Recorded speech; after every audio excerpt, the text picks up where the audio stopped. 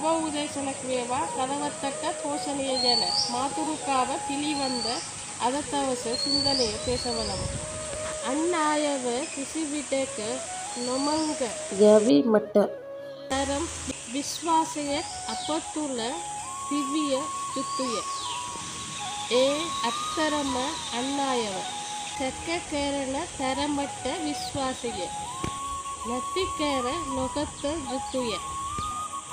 එසේ වීමට නම් අප සෑම විටම ආත්ම කරුක විය යුතු අතර අනයන් ඔහුගේ සත්වය අනුව තේරුම් කේන තුරුදියංගම ගෞරව තැකිය යුතුය.